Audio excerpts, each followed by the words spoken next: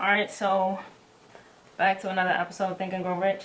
Not too sure what page are we on.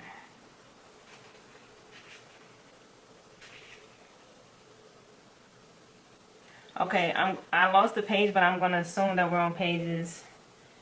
I got you.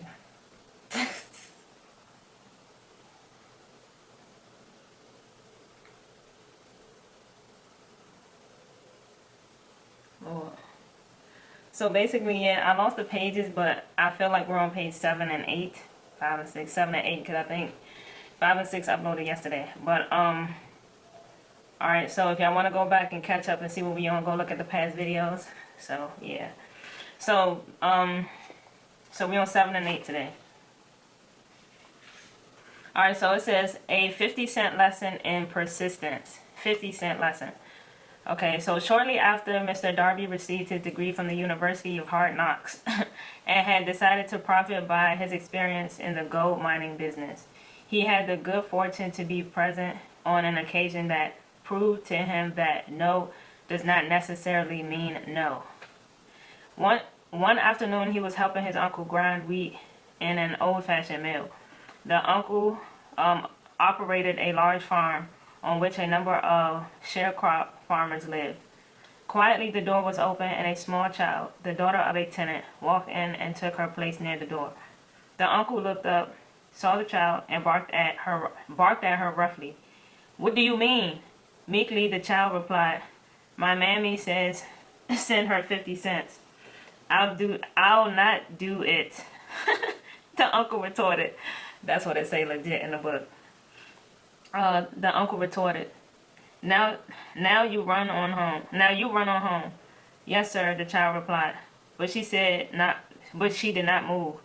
The uncle went ahead with his work, so busily engaged he had not noticed that the child had not left.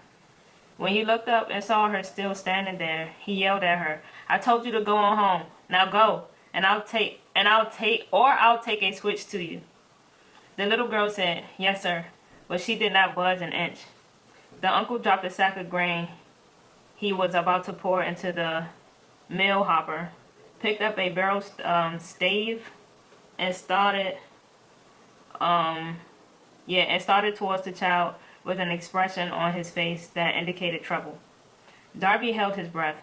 He was certain he was about to witness a murder. He knew his uncle had a fierce temper. Dang, y'all probably wasn't even hearing me when I was... Alright. Had a fierce temper. Sorry. You know when you gotta go back sometimes?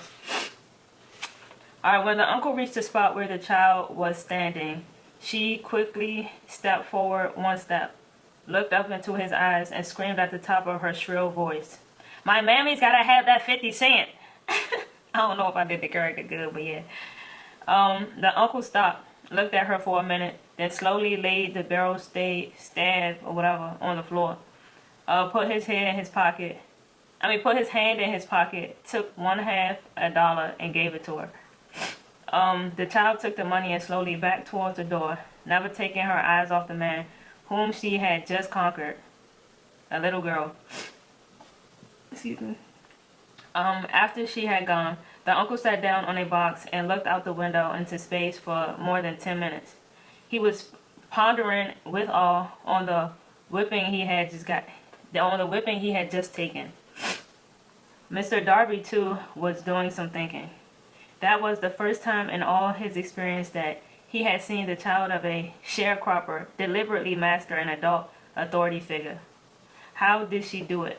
What happened to his uncle that caused him to lose his fierceness and become as docile as a lamb? What strange power did this child use that made her master over her superior? Made her master over her superior. These and other similar questions flashed into Darby's mind, but he did not find the answer until years later, when he told me the story. Strangely, the story of this unusual experience was told to the author in the old mill, on the very spot where the uncle took his whipping. As we stood there in the musty old mill, Mr. Darby repeated the story of the unusual conquest and finished by asking, "What can you make of it? What strange power did that child use that so completely whipped my uncle?" The answer to this question will be found in the principles described in this book. The answer is full and complete. It contains details and instructions sufficient to enable anyone to understand and apply the same force that the little child accidentally stumbled upon. Yeah, that's that. I guess it's really nothing to say about this part of the book either. When I guess the story is complete of this dude, it'll be something to say, but right now it's not. But yeah, that's just the first part of his story, I guess. Next week, Monday, I'm trying to keep a certain time, but we working on that. So next Monday, I will say from 10 to 11, we're going to have pages 9 and 10. And then probably that's where the story ends and we could talk about it. And I might have something to say.